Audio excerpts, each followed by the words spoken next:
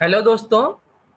अभी हम एक बड़ा ही इम्पोर्टेंट टॉपिक देखेंगे। Equation for capacitor charging.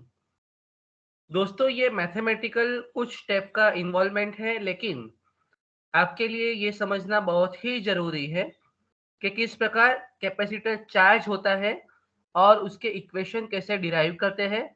आपको कई बार जीटीयू की एग्जामिनेशन में ये टॉपिक पूछते हैं, तो दोस्तों आपको ये चीज़ आना चाहिए। हमको पता है ये डायग्राम हमने आगे काफ़ी सारी वीडियो में देखा है कि कैपेसिटर को आपने डीसी सोर्स से कनेक्ट कर दिया और स्विच ऑन कर दिया तो इट विल चार्ज। दो प्लेट के अक्रॉस पॉजिटिव और नेगेटिव टर्मिनल आएंगे। लेकिन अगर इस पूरी प्रोसेस को इलेक्ट्रिकली डिस्क्राइब करना है, ये मैकेनिकल प्लस इलेक्ट्रिकल है, ये आपका मैकेनिकल कंपोनेंट है, इसका इलेक्ट्रिकल सर्किट के एतबार से कोई एग्जिस्टेंस नहीं है। तो हम क्या करेंगे, इसको इलेक्ट्रिकल सर्किट में कन्वर्ट करेंगे। तो ये आपका वोल्टेज सोर्स हो गया, स्विच हो गया, और ये रेजिस्टेंस और कैपेसिटर का सीरीज कनेक्शन चार्जिंग के लिए हमने लगाया। दोस्तों, कभी भी कैपेसिटर को हम यहाँ पे डायरेक्ट चार्जिंग नहीं बताएंगे, ऑलवेज इक्विवेलेंट सर्किट में हम रेजिस्टेंस सीरीज में ही लेंगे। तो इस प्रकार अगर हम सर्किट कनेक्ट करेंगे तो ये चार्जिंग सर्किट कहते हैं इसको, और यहाँ से करंट फ्लो होगा। तो ये सर्किट के लिए हमको इक्वेशन डिराइव करना है। पहले हम वोल्टेज का इक्वेशन डिराइव करेंगे, फिर करंट का इक्वेशन डिराइव करेंगे। उसके बाद में एक बहुत ही इंपॉर्टेंट पैरामीटर देखेंगे जिसको हम टाइम कांस्टेंट लैम्ब्डा कहते हैं। तो बढ़ते हैं दोस्तों। ये हमारी सर्किट है जो हमने आगे देखी। हम ये क्लोज लूप है, तो ये लूप के लिए केवीएल लिखेंगे, किरचॉफ वोल्टेज लो। तो V is equal to I C R, यहाँ पे वोल्टेज ड्रॉप प्लस वीसी। दोस्तों, इसको सिंपल लैंग्वेज में समझाता हूँ। बैटरी के अक्रॉस का वोल्टेज है वो कितना होगा, तो रजिस्टर का अक्रॉस का ड्रॉप और कैपेसिटर के अक्रॉस का ड्रॉप, दो कंपोनेंट में जितना वोल्टेज ड्रॉप होगा उसको आप सम करोगे तो बैटरी वोल्टेज जितना हो जाएगा। तो V is equal to I C multiply R into V C. तो इस प्रकार आपने इक्वेशन लिखा। आपको अभी दोस्तों आपको पता है I is equal to D Q by D T. तो आईसी के लिए भी आप D Q by D T लिख सकते हो, और क्यू की बजाय आप सीवी भी लिख सकते हो, जो हम आगे लिखेंगे। तो सीवीसी लिख दिया, क्योंकि क्यू का इक्वेशन हमको पता है सीवी। ठीक है, I C is equal to D Q by D T, और क्यू की जगह हमने क्या लिखा, सी मल्टीप्लाई वी सी। और सी कांस्टेंट है हमारा, कैपेसिटर हम बदल नहीं रहे हैं, तो ये कैपेसिटर हमने बाहर निकाला कांस्टेंट, तो D V C by D T. तो ये जो आया I C is equal to C D V C by D T, इसको हम ये इस इक्वेशन में डाल देते हैं, यहाँ डाल देते हैं, यहाँ पे आईसी को की वैल्यू ये डाल देते हैं। तो हमारा इक्वेशन हो जाएगा V is equal to C DVC by D T into R. यहाँ पे हमने आईसी की जगह यहाँ पे C DVC by D T लिख दिया, आर वी सी। तो आगे बढ़ते हैं दोस्तों। ये हमारा इक्वेशन आ गया, हमने केवीएल लिखा चार्जिंग सर्किट के लिए और ये इक्वेशन लाए। अभी थोड़ा सिंप्लीफिकेशन करेंगे। V minus V C is equal to C DVC. ये वीसी को प्लस वीसी को यहाँ लिया तो माइनस हो जाएगा। और यहाँ पे देखिए दोस्तों, डी टी और डी वी सी दोनों को अलग करते हैं। वीसी वाले वी यानी ये वोल्टेज का कंपोनेंट है, तो वोल्टेज के कंपोनेंट को अलग कर देते हैं। तो दोस्तों D V C by D T अगर यहाँ रखते हैं तो नीचे आ जाएगा V माइनस वी सी, और ये डी टी के मल्टीप्लाई में डी टी को यहाँ आ जाएगा, और 1/r से डी टी। ये बहुत ही सिंपल है। आप मल्टीप्लिकेशन में है तो सामने जाएगा तो डिवीजन में हो जाएगा, और डिवीजन में है तो सामने जाएगा तो मल्टीप्लिकेशन हो जाएगा। तो dt को यहाँ पे रखेंगे, 1/rc यहाँ हो जाएगा, और ये वोल्टेज वाले कंपोनेंट हमने एक जगह कर दिए। तो हम कुछ, ये हमको दिख रहा है कि शायद हम आगे कुछ इसका डेरिवेशन कर पाए या इंटीग्रेशन कर पाए, कुछ करेंगे। तो हम क्या करते हैं दोस्तों, पहले तो सिंप्लीफिकेशन के लिए यहाँ पे दोनों तरफ माइनस मल्टीप्लाई कर देते हैं, और ये इक्वेशन आपका एज इट इज मैंने लिख दिया, सिर्फ यहाँ लेफ्ट का राइट किया और राइट का लेफ्ट किया। अभी मैं इंटीग्रेशन करूंगा, दोनों तरफ इंटीग्रेशन करूंगा। तो इंटीग्रेशन आपको पता होगा, इंटीग्रेशन जो भी आता है तो 1/v का log v होता है। तो log v माइनस vc लिया हमने, log v माइनस vc लिया, और ये माइनस vc है तो माइनस माइनस यहाँ पे प्लस हो गया, इस लिए माइनस की साइन यहाँ से चली गई, is equal to minus integration of one D T का टी हो जाएगा, तो minus T by R C, और प्लस के हम इंटीग्रेशन में कांस्टेंट लेते हैं दोस्तों। तो हमने सिंप्लीफिकेशन के लिए इस तरफ रखा हुआ है। वापिस कह रहा हूँ, इंटीग्रेशन ऑफ 1/x का log x होता है, लेकिन माइनस वीसी है तो माइनस के लिए आप वापिस जाओगे तो आपका माइनस माइनस प्लस हो जाएगा, तो log v माइनस वीसी हो जाएगा, और यहाँ पे minus T by R C plus K.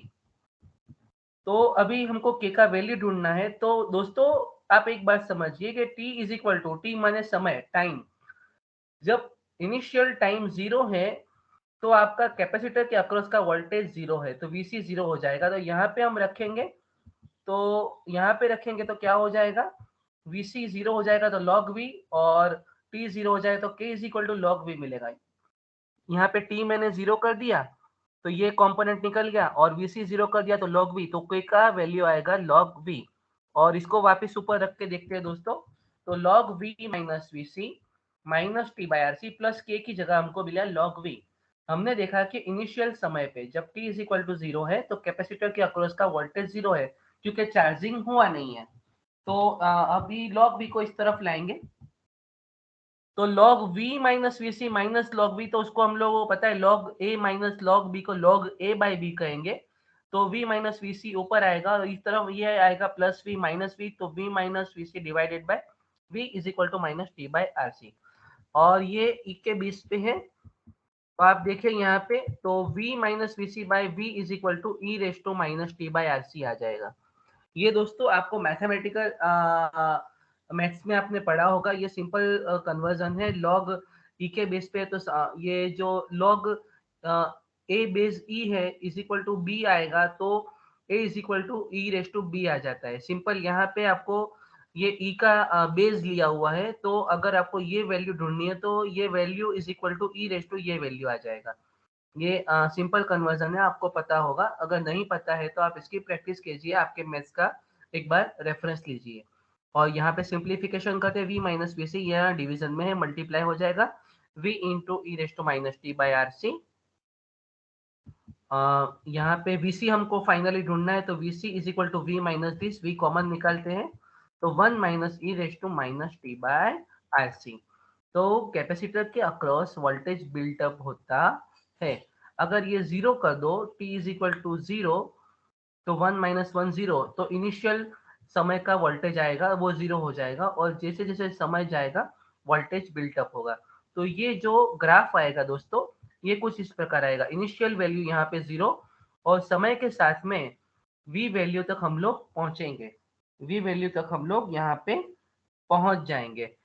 तो ये जो यहाँ पे लिखा हुआ है कि ये 632V, अगर मान लीजिए कि 100 वोल्ट का कैपेसिटर है तो 63.2 वोल्ट तक आएगा, उसको हम लोग चार्ज कहते हैं। इसका मतलब कैपेसिटर के वोल्टेज रेटिंग से 63.2% तक अगर वैल्यू पहुंचता है तो उसको चार्ज्ड वोल्टेज बोलते हैं, चार्ज्ड कैपेसिटर बोलते हैं। तो उसके लिए जो समय लगता है वो यहाँ पे देखिए, उसको लैम्बडा कहते हैं। तो इसको हम लोग टाइम कांस्टेंट कहेंगे, या फिर कई बार चार्जिंग कांस्टेंट भी कहा जाता है। तो आरसी जो है, ये जो आरसी आपका आया आरसी, ये आरसी को हम लोग टाइम कांस्टेंट लैम्बडा कहते हैं। और ये कैसे डिफाइन करते हैं, it is defined as time required to reach capacitor voltage up to 63.2% of rated value. आपके कैपेसिटर की जो रेटेड वैल्यू है उसका 63.2% को हम लोग टाइम कांस्टेंट कहते हैं। अगर कैपेसिटर खुद की जो रेटेड वैल्यू है उसके 63.2% तक पहुंच गई चार्जिंग के दौरान, तो वो जो समय लगेगा वो टाइम कांस्टेंट लगता है। दोस्तों ये इंपॉर्टेंट कंसेप्ट है, आपको एग्जाम्पल्स में भी पूछते हैं और डेफिनेशंस में भी पूछते हैं। तो हम लोग यहाँ पे लिख देंगे VC is equal to V into 1 minus e raise to minus T by R C है यहाँ पे टी बाई लेमडा। तो अगर आपको आर दिया है, सी दिया है, तो आपको टाइम कांस्टेंट लेमडा आपको मिलेगा, जो हम सेकंड में बताएंगे। ठीक है, आगे बढ़ते हैं। ये हमारा इक्वेशन है दोस्तों। तो अभी हम इसको दूसरे प्रकार लेंगे। तो एक बात समझिए, Q is equal to C V C. तो अगर VC की जगह पे मैं Q बाई सी लिखता हूँ, तो ये Q बाई सी मैं यहाँ लिख पाऊंगा। ठीक है, तो अगर रेटेड वोल्टेज पे है तो Q is equal to C V, V is equal to Q by C. दोनों वोल्टेज अलग है। ये वोल्टेज है, ये हमारा ये रेटेड वोल्टेज है, और ये एट अ टाइम वोल्टेज है। ठीक है, ये आपका रेटेड वोल्टेज है, ये टी समय पे वोल्टेज है। ठीक है, ये इस तरफ VC लिखा हुआ है, ये किसी टी समय पे वोल्टेज का वैल्यू है, और ये V हमारा रेटेड वोल्टेज है।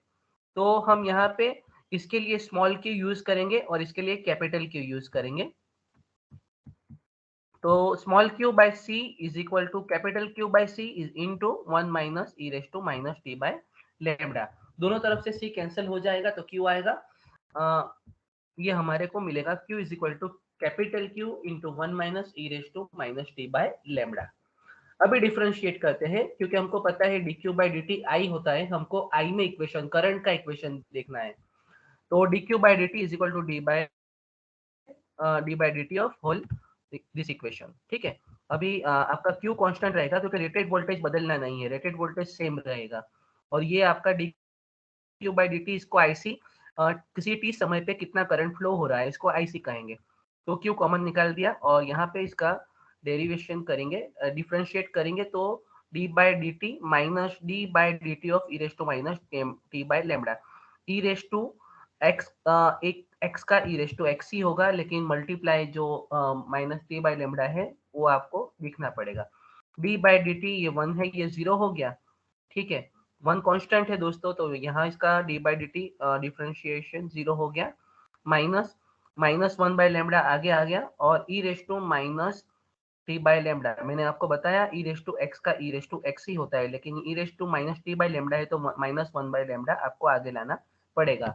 दोस्तों ये मैथमेटिक्स के बेसिक फंडामेंट चीजें हैं, आपको ये वहाँ पे मैथ्स में रिफर करना पड़ेगा, और उसके साथ इसको कंपेयर कीजिएगा, और इसकी एक दो बार प्रैक्टिस करिएगा, तभी आपको ये आ पाएगा।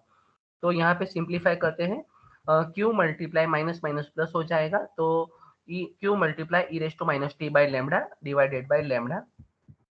Q is equal to C भी हमको पता है, lambda is equal to R C हमको पता है, सी ऊपर नीचे से कैंसिल हो जाएगा दोस्तों, तो V by R e raise to minus T by lambda. अभी V by R, V is equal to I R हमको पता है, ये R है हमारा। मान लीजिए आप रेजिस्टेंस हमारा जो इंटरनल हमने चार्जिंग के वक्त कनेक्ट किया था वो है, जिसको कैपेसिटर का इंटरनल रेजिस्टेंस भी कह सकते हैं।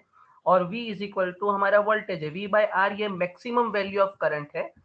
तो V by R e raise to minus T by lambda को हम लिखेंगे IC is equal to I M e raise to minus T by lambda. ये V बाई आर हमारा मैक्सिमम वैल्यू ऑफ करंट है, इससे ज्यादा करंट फ्लो नहीं होने वाला है। तो ये कैसा रहेगा, अगर t इज इक्वल टू यहाँ पे 0 रखो, ई रेस टू 0 तो 1 हो जाएगा, IC is equal to I M. और जैसे t बढ़ाओगे तो आपका ग्राफ कुछ ऐसे आएगा, पहले आई एम होगा, और धीरे धीरे यहाँ पे ये 0 हो जाएगा। कैपेसिटर आपका चार्ज हो गया, फिर करंट फ्लो नहीं होना है, इनिशियली ज्यादा करंट होगा, और धीमे धीमे यहाँ पे कुछ क्या होगा, करंट 0 तरफ आ जाएगा। तो दोस्तों यहाँ पे देखिए करंट की वैल्यू का 36.8% रेटेड करंट का, मैक्सिमम करंट का 36.8 जो हमारा परसेंटेज है वो वैल्यू हो जाता है, तो उसको हम टाइम कांस्टेंट भी कह सकते हैं। जैसे वोल्टेज में हमने 63.2 लिया था, और करंट पे हमको 36.8 लेना है, तो ये कैपेसिटर का मैक्सिमम करंट को 36.8% तक पहुंचने के लिए जो समय चाहिए उसको हम टाइम कांस्टेंट कहेंगे। तो ये दूसरा टाइम कांस्टेंट हमने देखा। तो ये दोनों इक्वेशन देखे दोस्तों, हमने वोल्टेज का इक्वेशन देखा, हमने करंट का देखा। तो आगे समझते हैं, टाइम कांस्टेंट वापस दोनों कंपेयर करते हैं दोस्तों। ये बहुत ही इंपॉर्टेंट स्लाइड है। वोल्टेज का याद रखिए कि वोल्टेज इनिशियली 0 होता है, और धीमे धीमे धीमे जाएंगे आप, टाइम के साथ में वोल्टेज रेटेड वोल्टेज तक चार्ज हो जाएगा, इससे ज्यादा वोल्टेज नहीं बढ़ना है, ठीक है। तो कैपेसिटर का वोल्टेज जब उसके 63.2% ऑफ रेटेड वोल्टेज पहुंच जाता है तो उसको टाइम कांस्टेंट कहते हैं। उसके लिए जो समय लगता है उसको हम टाइम कांस्टेंट लैम्बडा कहते हैं। Time to reach voltage across capacitor to 63.2% of rated voltage during charging, ठीक है। ड्यूरिंग चार्जिंग, यहाँ पे डिस्चार्जिंग लिखा हुआ है गलती से, तो हम उसको करेक्ट कर लेते हैं, ड्यूरिंग चार्जिंग, ठीक है दोस्तों। तो ये चार्जिंग आ गया, क्योंकि हम लोग दोस्तों यहाँ पे चार्जिंग का इक्वेशन देख रहे हैं। तो वापस देखते हैं दोस्तों, तो कैपेसिटर का हमारा वोल्टेज है उससे 63.2% तक वोल्टेज वैल्यू पहुंचना है, तो उसको हम क्या कहेंगे, टाइम कांस्टेंट। इसी प्रकार करंट का 36.8% तक पहुंचने की जो समय लगता है उसको भी हम टाइम कांस्टेंट कहेंगे। वोल्टेज बढ़ता है और करंट कम होता है, धीमे धीमे आपके चार्ज बैटरी के अक्रॉस में इतने हो जाते हैं, पोटेंशियल डिफरेंस 0 हो जाता है, तो करंट फ्लो बंद हो जाएगा। तो दोस्तों ये टाइम कांस्टेंट है, आपको दोनों ग्राफ और इसकी डेफिनेशन याद रखनी है। Thank you and keep learning.